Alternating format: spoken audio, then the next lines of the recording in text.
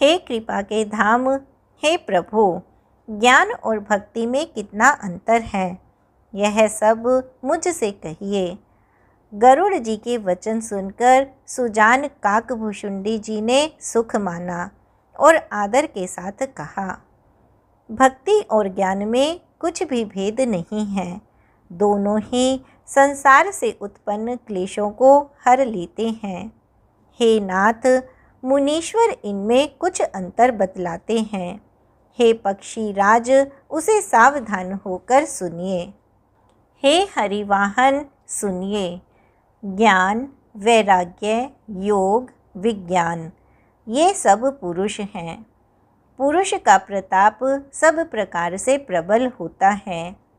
अबला माया स्वाभाविक ही निर्बल और जाति जन्म से ही जड़ होती है, परंतु जो वैराग्यवान और धीर बुद्धि पुरुष हैं वही स्त्री को त्याग सकते हैं, ना कि वे कामी पुरुष जो विषयों के वश में हैं और श्री रघुवीर के चरणों से विमुख हैं। वे ज्ञान के भंडार मुनि भी मृगनयनी के चंद्रमुख को देखकर विवश हो जाते हैं। हे गरुड़ जी, साक्षात भगवान विष्णु की माया ही स्त्री रूप से प्रकट है। यहाँ मैं कुछ पक्षपात नहीं रखता, वेद, पुराण और संतों का मत ही कहता हूँ। हे गरुड़ जी, यह अनुपम रीति है कि एक स्त्री के रूप पर दूसरी स्त्री मोहित नहीं होती। आप सुनिए, माया और भक्ति ये दोनों ही स्त्री वर्ग की हैं, यह सब कोई जानते हैं। फिर श्री रघुवीर को भक्ति प्यारी है, माया बेचारी तो निश्चय ही नाचने वाली है। श्री रघुनाथ जी भक्ति के विशेष अनुकूल रहते हैं, इसी से माया उससे अत्यंत डरती रहती है। जिसके हृदय में उपमा रहित और उपाधि रहित राम भक्ति सदा बिना किसी बाधा के बसती है, उसे देखकर माया सकुचा जाती है। उस पर वह अपनी प्रभुता कुछ भी नहीं कर सकती। ऐसा विचार कर ही जो विज्ञानी मुनि हैं, वे भी सब सुखों की खानी भक्ति की ही याचना करते हैं। श्री रघुनाथ जी का यह रहस्य जल्दी से कोई भी नहीं जान पाता। श्री रघुनाथ जी की कृपा से जो इसे जान जाता है, उसे स्वप्न में भी मोह नहीं होता।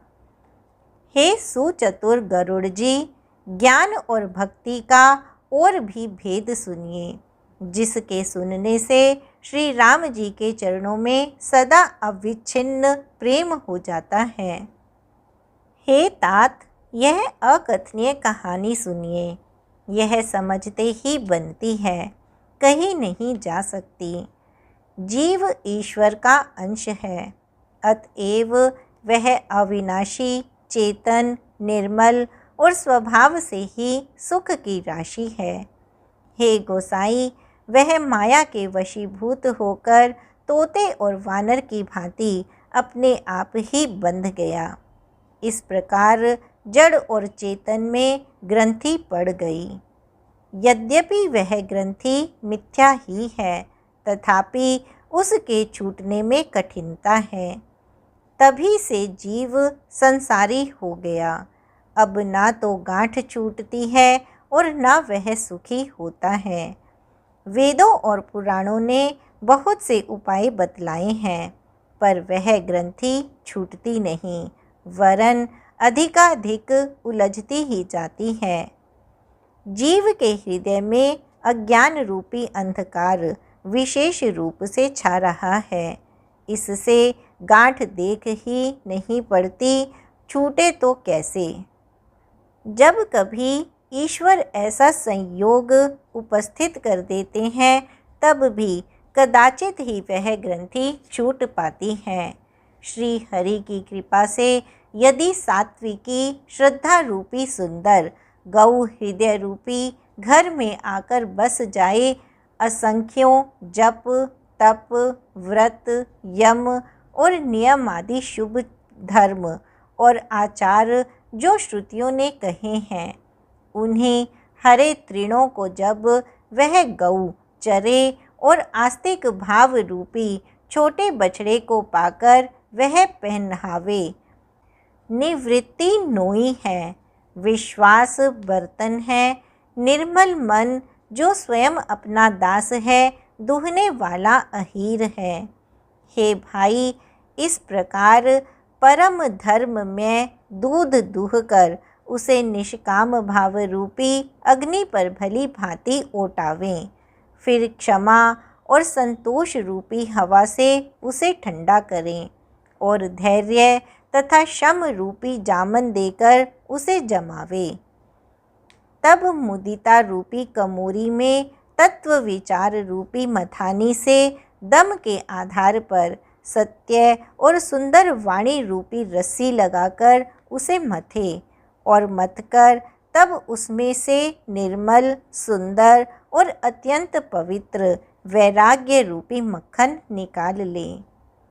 तब योग रूपी अग्नि प्रकट करके उसमें समस्त शुभाशुभ कर्म रूपी ईंधन लगा दे। जब वैराग्य रूपी मक्खन का ममता रूपी मल जल जाए, तब बचे हुए ज्ञान रूपी घी को निश्चयात्मिका बुद्धि से ठंडा करे। तब विज्ञान रूपिणी बुद्धि उस ज्ञान रूपी निर्मल घी को पाकर उससे चित्त रूपी दिए को भरकर समता की दीवट बनाकर उस पर उसे दृढ़ता पूर्वक रखे।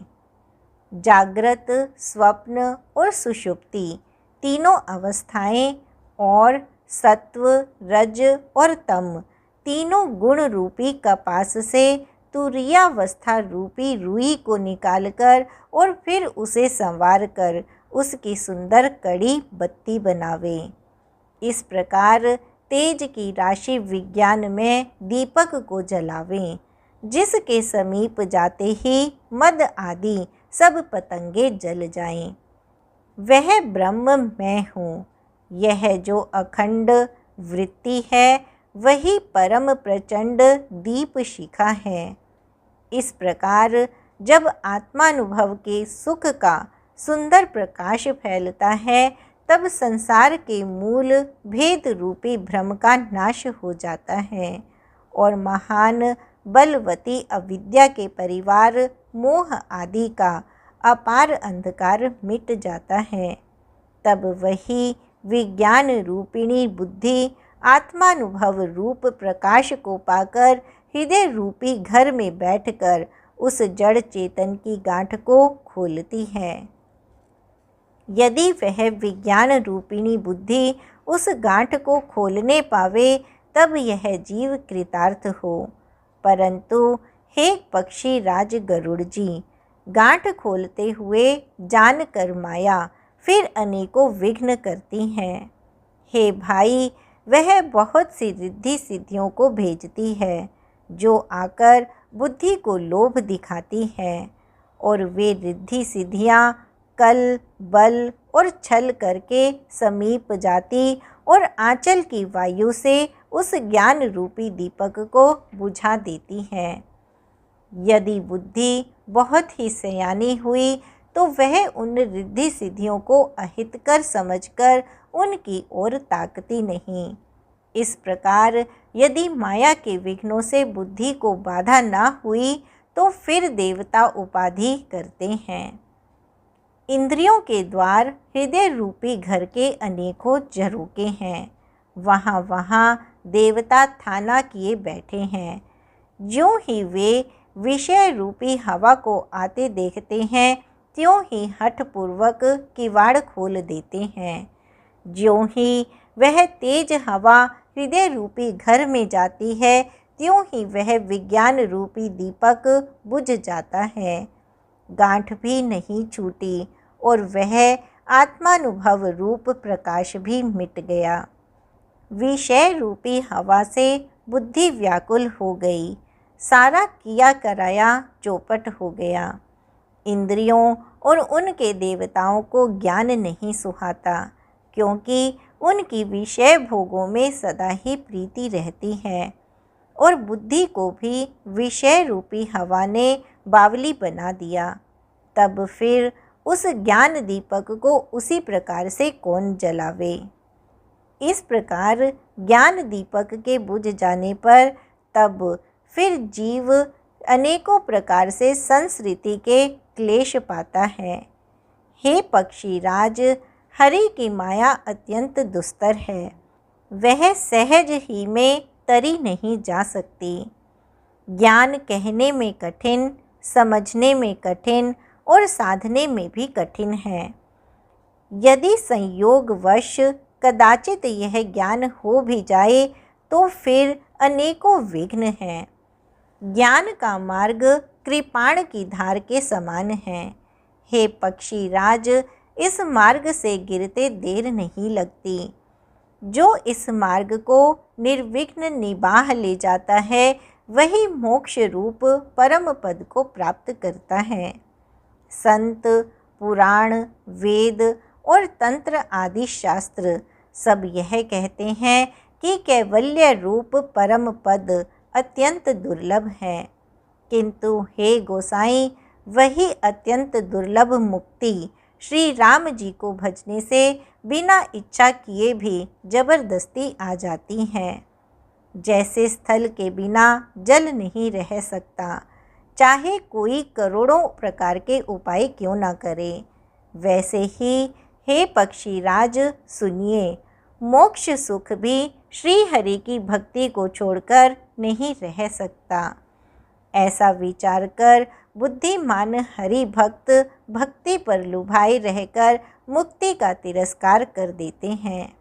भक्ति करने से संस्कृति की जड़ अविद्या बिना ही यत्न और परिश्रम के वैसे ही नष्ट हो जाती है, जैसे भोजन किया तो जाता है तृप्ति के लिए और उस भोजन को जठराग्नि अपने आप ही पचा डालती है। ऐसी सुगम और परम सुख देने वाली हरि भक्ति जिसे ना सुहावे, ऐसा मूढ़ कौन होगा। हे सर्पों के शत्रु गरुड़ जी, मैं सेवक हूँ और भगवान मेरे स्वामी हैं। इस भाव के बिना संसार रूपी समुद्र से तरना नहीं हो सकता। ऐसा सिद्धांत विचार कर श्री रामचंद्र जी के चरण कमलों का भजन कीजिए। जो चेतन को जड़ कर देता है और जड़ को चेतन कर देता है, ऐसे समर्थ श्री रघुनाथ जी को जो जीव भजते हैं वे धन्य हैं। मैंने ज्ञान का सिद्धांत समझा कर कहा, अब भक्ति रूपी मणि की प्रभुता सुनिए। श्री राम जी की भक्ति सुंदर चिंतामणि है। हे गरुड़ जी, यह जिसके हृदय के अंदर बसती है वह दिन रात अपने आप ही परम प्रकाश रूप रहता है। उसको दीपक, घी और बत्ती कुछ भी नहीं चाहिए। इस प्रकार मणि का एक तो स्वाभाविक प्रकाश रहता है, फिर मोह रूपी दरिद्रता समीप नहीं आती, और तीसरे लोभ रूपी हवा उस मणि में दीप को बुझा नहीं सकती, क्योंकि मणि स्वयं प्रकाश रूप है, वह किसी दूसरे की सहायता से नहीं प्रकाश करती। उसके प्रकाश से अविद्या का प्रबल अंधकार मिट जाता है। मदादी पतंगों का सारा समूह हार जाता है। जिसके हृदय में भक्ति बसती है, काम, क्रोध और लोभ आदि दुष्ट तो उसके पास भी नहीं जाते। उसके लिए विष अमृत के समान और शत्रु मित्र हो जाता है। उस मणि के बिना कोई सुख नहीं पाता। बड़े बड़े मानस रोग जिनके वश होकर सब जीव दुखी हो रहे हैं, उसको नहीं व्यापते। श्री राम भक्ति रूपी मणि जिसके हृदय में बसती है, उसे स्वप्न में भी लेश मात्र दुख नहीं होता। जगत में वे ही मनुष्य चतुरों के शिरोमणि हैं जो उस भक्ति रूपी मणि के लिए भली भांति यत्न करते हैं। यद्यपि वह मणि जगत में प्रकट है, पर बिना श्री राम जी की कृपा के उसे कोई पा नहीं सकता। उसके पाने के उपाय भी सुगम ही हैं, पर अभागे मनुष्य उन्हें ठुकरा देते हैं। वेद पुराण पवित्र पर्वत हैं। श्री राम जी की नाना प्रकार की कथाएं उन पर्वतों में सुंदर खाने हैं। संत पुरुष मर्मी हैं और सुंदर बुद्धि कुदाल है। हे गरुड़ जी, ज्ञान और वैराग्य ये दो उसके नेत्र हैं। जो प्राणी उसे प्रेम के साथ खोजता है, वह सब सुखों की खान उस भक्ति रूपी मणि को पा जाता है। हे प्रभु, मेरे मन में तो ऐसा विश्वास है कि श्री राम जी के दास श्री राम जी से भी बढ़कर हैं। श्री रामचंद्र जी समुद्र हैं तो धीर संत पुरुष मेघ हैं। श्री हरि चंदन के वृक्ष हैं तो संत पवन हैं। सब साधनों का फल सुंदर हरि भक्ति ही है। उसे संत के बिना किसी ने नहीं पाया। ऐसा विचार कर जो भी संतों का संग करता है, हे गरुड़ जी, उसके लिए श्री राम जी की भक्ति सुलभ हो जाती है। ब्रह्म समुद्र है, ज्ञान मंदराचल है और संत देवता हैं, जो उस समुद्र को मथकर कथा रूपी अमृत निकालते हैं, जिसमें भक्ति रूपी मधुरता बसी रहती है। वैराग्य रूपी ढाल से अपने को बचाते हुए और ज्ञान रूपी तलवार से मद, लोभ और मोह रूपी वैरियों को मारकर जो विजय प्राप्त करती है, वह हरि भक्ति ही है। हे पक्षी राज, इसे विचार कर देखिए। पक्षी राज गरुड़ जी फिर प्रेम सहित बोले, हे कृपालु, यदि मुझ पर आपका प्रेम है तो हे नाथ, मुझे अपना सेवक जानकर मेरे 7 प्रश्नों के उत्तर बखान कर कहिए। हे नाथ, हे धीर बुद्धि, पहले तो यह बताइए कि सबसे दुर्लभ कौन सा शरीर है, फिर सबसे बड़ा दुख कौन है और सबसे बड़ा सुख कौन है, यह भी विचार कर संक्षेप में ही कहिए। संत और असंत का भेद आप जानते हैं, उनके सहज स्वभाव का वर्णन कीजिए। फिर कहिए कि श्रुतियों में प्रसिद्ध सबसे महान पुण्य कौन सा है और सबसे महान भयंकर पाप कौन है। फिर मानस रोगों को समझाकर कहिए, आप सर्वज्ञ हैं और मुझ पर आपकी कृपा भी बहुत है। काकभूषुंडी जी ने कहा, हे तात, अत्यंत आदर और प्रेम के साथ सुनिए, मैं यह नीति संक्षेप से कहता हूँ। मनुष्य शरीर के समान कोई शरीर नहीं है। चर अचर सभी जीव उसकी याचना करते हैं। यह मनुष्य शरीर नरक, स्वर्ग और मोक्ष की सीढ़ी है तथा कल्याणकारी ज्ञान, वैराग्य और भक्ति को देने वाला है। ऐसे सुंदर मनुष्य शरीर को धारण करके भी जो लोग श्री हरि का भजन नहीं करते और नीच से भी नीच विषयों में अनुरक्त रहते हैं, वे पारस मणि को हाथ से फेंक देते हैं और बदले में कांच के टुकड़े ले लेते हैं। जगत में दरिद्रता के समान दुख नहीं है तथा संतों के मिलन के समान जगत में सुख नहीं है। और हे पक्षी राज, मन, वचन और शरीर से परोपकार करना यह संतों का सहज स्वभाव है। संत दूसरों की भलाई के लिए दुख सहते हैं और अभागे असंत दूसरों को दुख पहुंचाने के लिए। कृपालु संत भोज के वृक्ष के समान दूसरों के हित के लिए भारी विपत्ति सहते हैं, किंतु दुष्ट लोग सन की भांति दूसरों को बांधते हैं और उन्हें बांधने के लिए अपनी खाल खिंचवाकर विपत्ति सहकर मर जाते हैं। हे सर्पों के शत्रु गरुड़ जी, सुनिए।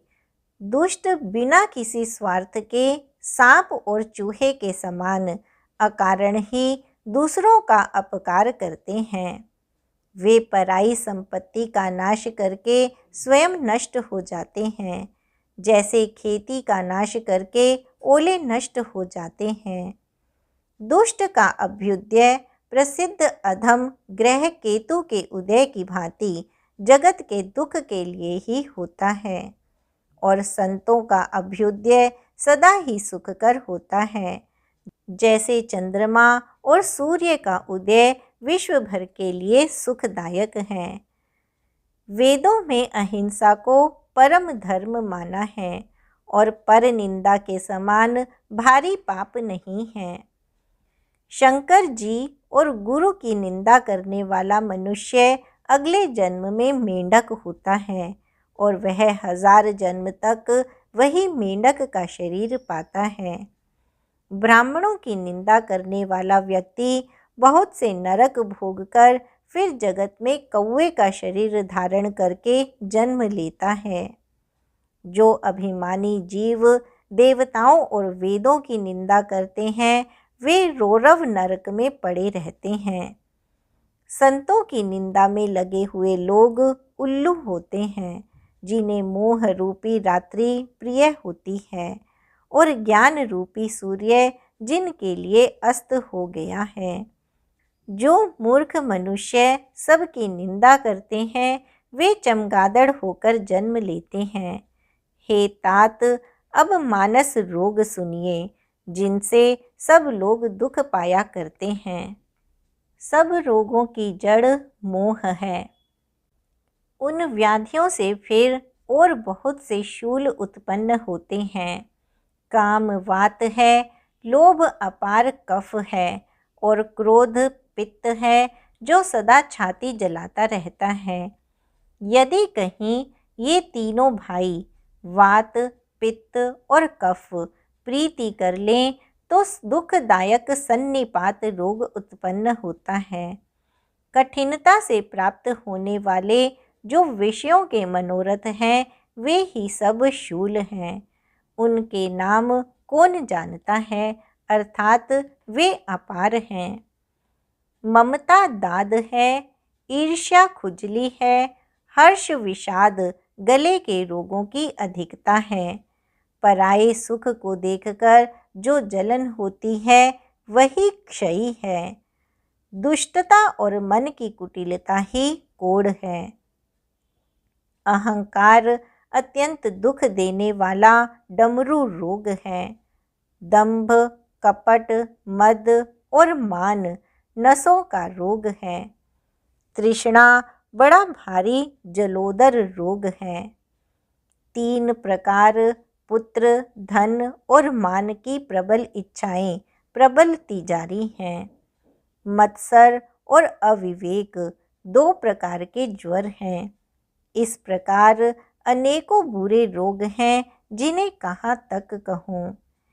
एक ही रोग के वश होकर मनुष्य मर जाते हैं।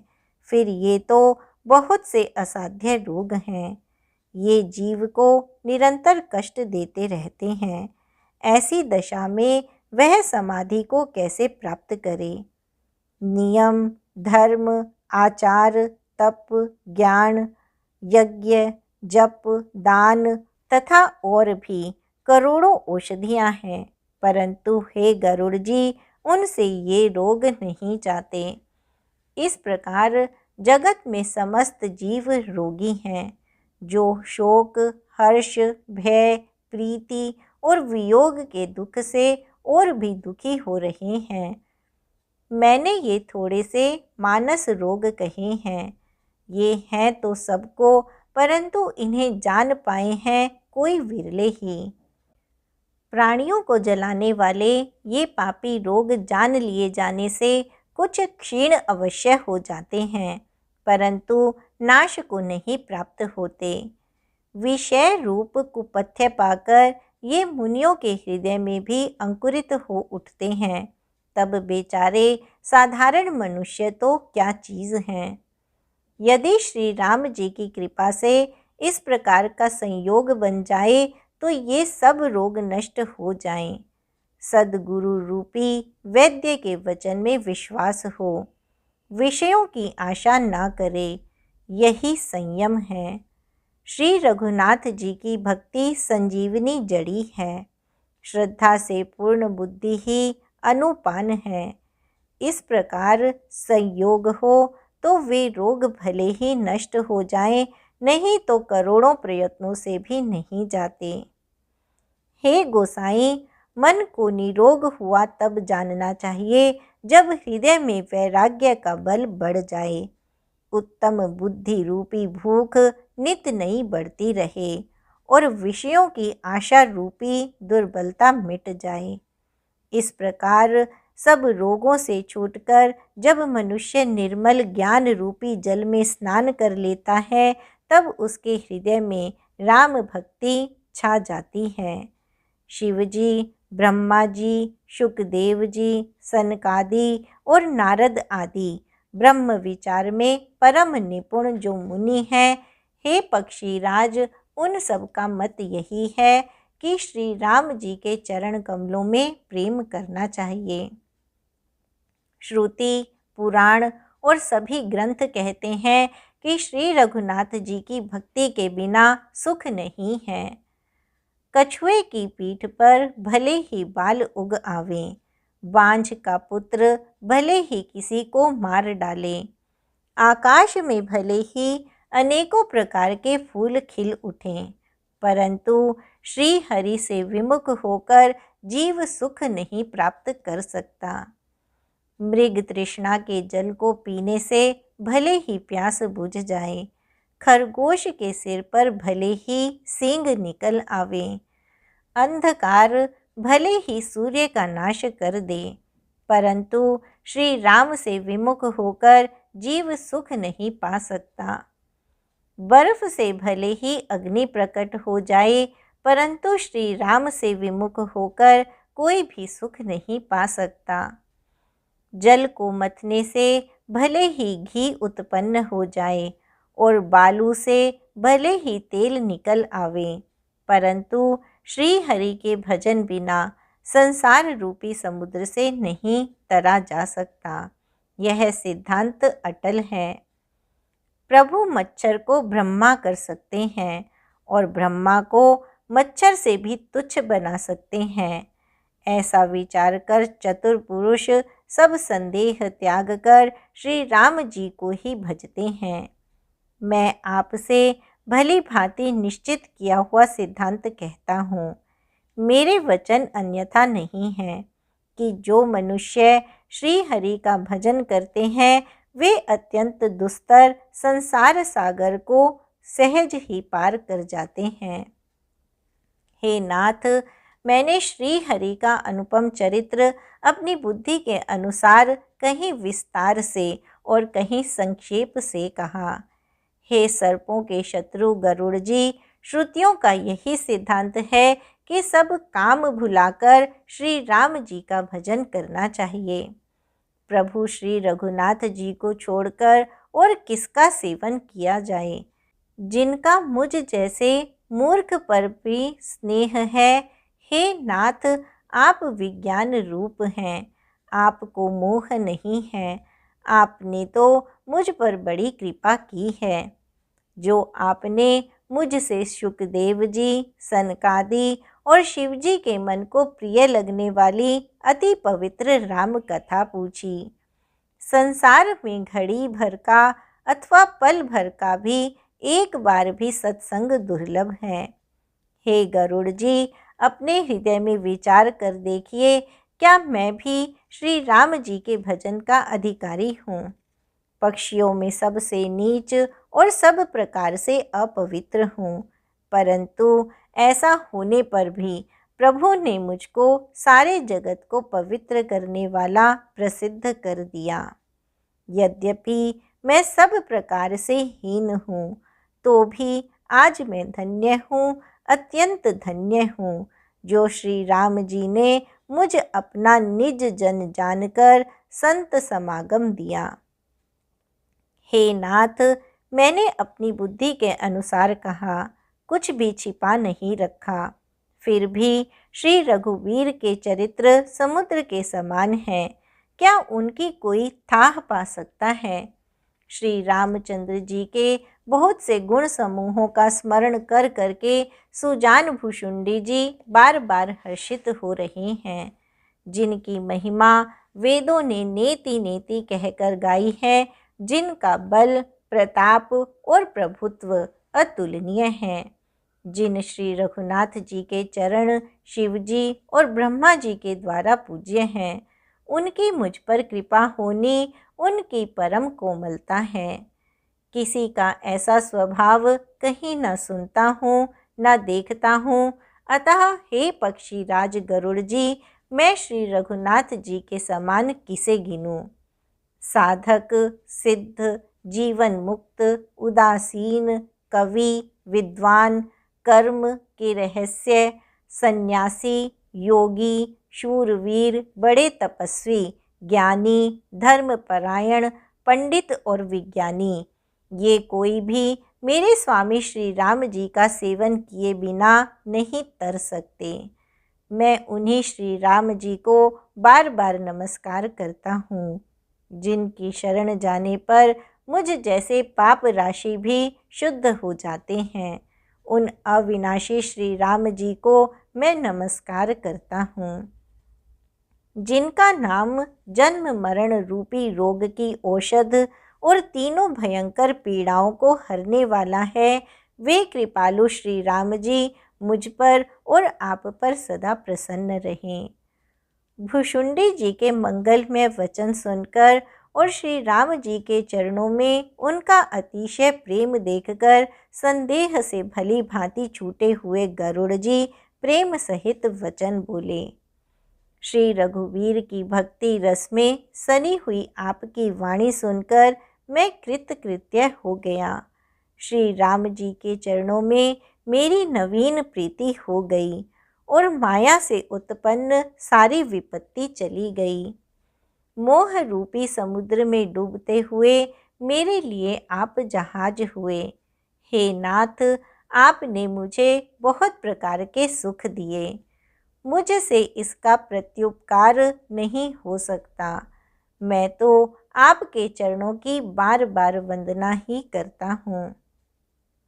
आप पूर्ण काम हैं और श्री राम जी के प्रेमी हैं। हे तात, आपके समान कोई बड़भागी नहीं है। संत, वृक्ष, नदी, पर्वत और पृथ्वी, इन सब की क्रिया पराये हित के लिए ही होती है। संतों का हृदय मक्खन के समान होता है, ऐसा कवियों ने कहा है, परंतु उन्होंने असली बात नहीं जाना, क्योंकि मक्खन तो अपने को ताप मिलने से पिघलता है और परम पवित्र संत दूसरों के दुख से पिघल जाते हैं। मेरा जीवन और जन्म सफल हो गया। आपकी कृपा से सब संदेह चला गया। मुझे सदा अपना दास ही जानिएगा। शिवजी कहते हैं, हे उमा, पक्षी श्रेष्ठ गरुड़ जी बार बार ऐसा कह रहे हैं। उन भुशुंडी जी के चरणों में प्रेम सहित सिर नवाकर और हृदय में श्री रघुवीर को धारण करके धीर बुद्धि गरुड़ जी तब वैकुंठ को चले गए।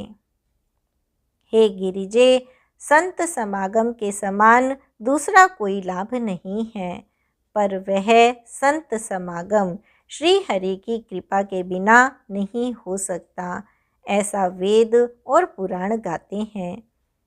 मैंने यह परम पवित्र इतिहास कहा, जिसे कानों से सुनते ही भवपाश छूट जाते हैं और शरणागतों को कल्प वृक्ष तथा दया के समूह श्री राम जी के चरण कमलों में प्रेम उत्पन्न होता है। जो कान और मन लगाकर इस कथा को सुनते हैं, उनके मन, वचन और कर्म, शरीर से उत्पन्न सब पाप नष्ट हो जाते हैं। तीर्थ यात्रा आदि बहुत से साधन, योग, वैराग्य और ज्ञान में निपुणता, अनेकों प्रकार के कर्म, धर्म, व्रत और दान, अनेकों संयम, दम, जप, तप और यज्ञ, प्राणियों पर दया, ब्राह्मण और गुरु की सेवा, विद्या, विनय और विवेक की बड़ाई आदि, जहाँ तक वेदों ने साधन बतलाए हैं, हे भवानी, उन सब का फल श्री हरि की भक्ति ही है। किंतु श्रुतियों में गाई हुई वह श्री रघुनाथ जी की भक्ति श्री राम जी की कृपा से किसी विरले नहीं पाई है। किंतु जो मनुष्य विश्वास मानकर यह कथा निरंतर सुनते हैं, वे बिना ही परिश्रम उस मुनि दुर्लभ हरि भक्ति को प्राप्त कर लेते हैं। जिसका मन श्री राम जी के चरणों में अनुरक्त है, वही सर्वज्ञ है, वही गुणी है, वही ज्ञानी है, वही पृथ्वी का भूषण, पंडित और दानी है, वही धर्म परायण है और वही कुल का रक्षक है। जो छल छोड़कर श्री रघुवीर का भजन करता है, वही नीति में निपुण है, वही परम बुद्धिमान है। उसी ने वेदों के सिद्धांत को भली भांति जाना है। वही कवि, वही विद्वान और वही रणधीर है। वह देश धन्य है जहाँ गंगा जी हैं। वह स्त्री धन्य है जो पातिव्रत धर्म का पालन करती है। वह राजा धन्य है जो न्याय करता है, और वह ब्राह्मण धन्य है जो अपने धर्म से नहीं डिगता। वह धन धन्य है जिसकी पहली गति होती है, जो दान देने में व्यय होता है। वही बुद्धि धन्य और परिपक्व है जो पुण्य में लगी हुई है। वही घड़ी धन्य है जब सत्संग हो, और वही जन्म धन्य है जिसमें ब्राह्मण की अखंड भक्ति हो। धन की 3 गतियाँ होती हैं, दान, भोग और नाश। दान उत्तम है, भोग मध्यम है और नाश नीच गति है। जो पुरुष न देता है न भोगता है, उसके धन की तीसरी गति होती है। हे उमा, सुनो, वह कुल धन्य है, संसार भर के लिए पूज्य है और परम पवित्र है, जिसमें श्री रघुवीर परायण विनम्र पुरुष उत्पन्न हो। मैंने अपनी बुद्धि के अनुसार यह कथा कही, यद्यपि पहले इसको छिपाकर रखा था। जब तुम्हारे मन में प्रेम की अधिकता देखी, तब मैंने श्री रघुनाथ जी की यह कथा तुमको सुनाई। यह कथा उनसे न कहनी चाहिए जो शठ हों, हठी स्वभाव के हों और श्री हरि की लीला को मन लगाकर न सुनते हों। लोभी, क्रोधी और कामी को, जो चराचर के स्वामी श्री राम जी को नहीं भजते, यह कथा नहीं कहनी चाहिए। ब्राह्मणों के द्रोही को, यदि वह देवराज इंद्र के समान ऐश्वर्यवान राजा भी हो, तब भी यह कथा कभी न सुनानी चाहिए। श्री राम की कथा के अधिकारी वे ही हैं जिनको सत्संगति अत्यंत प्रिय है, जिनकी गुरु के चरणों में प्रीति है, जो नीति परायण है और ब्राह्मणों के सेवक हैं, वे ही इसके अधिकारी हैं। और उसको तो यह कथा बहुत ही सुख देने वाली है, जिसको श्री रघुनाथ जी प्राण के समान प्रिय हैं। जो श्री राम जी के चरणों में प्रेम चाहता हो या मोक्ष पद चाहता हो, वह इस कथा रूपी अमृत को प्रेम पूर्वक अपने कान रूपी दोने से पिए। हे गिरिजे, मैंने कलयुग के पापों का नाश करने वाली और मन के मल को दूर करने वाली राम कथा का वर्णन किया। यह राम कथा जन्म मरण रूपी रोग के नाश के लिए संजीवनी जड़ी है। वेद और विद्वान पुरुष ऐसा कहते हैं। इसमें 7 सुंदर सीढ़ियाँ हैं, जो श्री रघुनाथ जी की भक्ति को प्राप्त करने के मार्ग हैं। जिस पर श्री हरि की अत्यंत कृपा होती है वही इस मार्ग पर पैर रखता है। जो कपट छोड़कर यह कथा गाते हैं वे मनुष्य अपनी मनोकामना की सिद्धि पा लेते हैं। जो इसे कहते सुनते और अनुमोदन करते हैं वे संसार रूपी समुद्र को गऊ के खुर से बने हुए गड्ढे की भांति पार कर जाते हैं। याज्ञवल्क्य जी कहते हैं, सब कथा सुनकर श्री पार्वती जी के हृदय को बहुत ही प्रिय लगी और वे सुंदर वाणी बोली। स्वामी की कृपा से मेरा संदेह जाता रहा और श्री राम जी के चरणों में नवीन प्रेम उत्पन्न हो गया। हे विश्वनाथ, आपकी कृपा से अब मैं कृतार्थ हो गई। मुझ में दृढ़ राम भक्ति उत्पन्न हो गई और मेरे संपूर्ण क्लेश बीत गए। शंभु उमा का यह कल्याणकारी संवाद सुख प्रदान करने वाला और शोक का नाश करने वाला है। जन्म मरण का अंत करने वाला, संदेहों का नाश करने वाला, भक्तों को आनंद देने वाला और संत पुरुषों को प्रिय है। जगत में जो रामोपासक हैं उनको तो इस राम कथा के समान कुछ भी प्रिय नहीं है।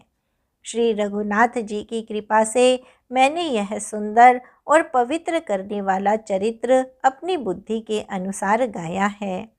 तुलसीदास जी कहते हैं, इस कली काल में योग, यज्ञ, जप, तप, व्रत और पूजन आदि कोई दूसरा साधन नहीं है।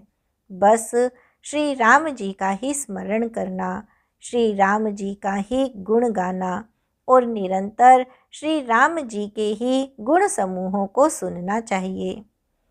पतितों को पवित्र करना जिनका महान बाना है, ऐसा कवि, वेद, संत और पुराण गाते हैं। रे मन, कुटिलता त्याग कर उन्हीं को भज। श्री राम को भजने से किसने परम गति नहीं पाई। अरे मूर्ख मन सुन, पतितों को भी पावन करने वाले श्री राम को भजकर किसने परम गति नहीं पाई। गणिका, अजामिल, व्याध, गीध, गज आदि बहुत से दुष्टों को उन्होंने तार दिया। आभीर, यवन, किरात, खस, श्वपच आदि जो अत्यंत पाप रूप ही हैं, वे भी केवल एक बार जिनका नाम लेकर पवित्र हो जाते हैं, उन श्री राम जी को मैं नमस्कार करता हूँ। जो मनुष्य रघुवंश के भूषण श्री राम जी का यह चरित्र कहते हैं, सुनते हैं और गाते हैं, वे कलयुग के पाप और मन के मैल को धोकर बिना ही परिश्रम श्री राम जी के परम धाम को चले जाते हैं। जो मनुष्य 5-7 चौपाइयों को भी मनोहर जानकर हृदय में धारण कर लेता है, उसके भी 5 प्रकार की अविद्याओं से उत्पन्न विकारों को श्री राम जी हरण कर लेते हैं। अर्थात सारे रामचरित्र की तो बात ही क्या है, जो 5-7 चौपाइयों को भी समझकर उनका अर्थ हृदय में धारण कर लेते हैं, उनके भी अविद्या जनित सारे कलेश श्री रामचंद्र जी हर लेते हैं। परम सुंदर, सुजान और कृपा निधान तथा जो अनाथों पर प्रेम करते हैं, ऐसे एक श्री रामचंद्र जी ही हैं। इनके समान निष्काम, हित करने वाला और मोक्ष देने वाला दूसरा कौन है। जिनकी लेश मात्र कृपा से मंद बुद्धि तुलसीदास ने भी परम शांति प्राप्त कर ली, उन श्री राम जी के समान प्रभु कहीं भी नहीं है। हे श्री रघुवीर, मेरे समान कोई दीन नहीं है और आपके समान कोई दीनों का हित करने वाला नहीं है। ऐसा विचार कर हे रघुवंश मणि, मेरे जन्म मरण के भयानक दुख का हरण कर लीजिए। जैसे कामी को स्त्री प्रिय लगती है और लोभी को जैसे धन प्यारा लगता है, वैसे ही हे श्री रघुनाथ जी, हे राम जी, आप निरंतर मुझे प्रिय लगिए। श्रेष्ठ कवि भगवान श्री शंकर जी ने पहले जिस दुर्गम मानस रामायण की श्री राम जी के चरण कमलों में नित्य निरंतर भक्ति प्राप्त होने के लिए रचना की थी, उस मानस रामायण को श्री रघुनाथ जी के नाम में निरत मानकर अपने अंतःकरण के अंधकार को मिटाने के लिए तुलसीदास ने इस मानस के रूप में भाषाबद्ध किया। यह श्री रामचरितमानस पुण्य रूप, पापों का हरण करने वाला, सदा कल्याणकारी, विज्ञान और भक्ति को देने वाला, माया, मोह और मल का नाश करने वाला, परम निर्मल प्रेम रूपी जल से परिपूर्ण तथा मंगलमय है। जो मनुष्य भक्तिपूर्वक इस मानसरोवर में गोता लगाते हैं, वे संसार रूपी सूर्य की अति प्रचंड किरणों से नहीं जलते। इति श्रीमद् रामचरितमानसे सकल कलि कलुष विध्वंसने सप्तमः सोपानः समाप्तः। कलयुग के समस्त पापों का नाश करने वाले श्री रामचरितमानस का यह 7वां सोपान समाप्त हुआ। उत्तरकांड समाप्त।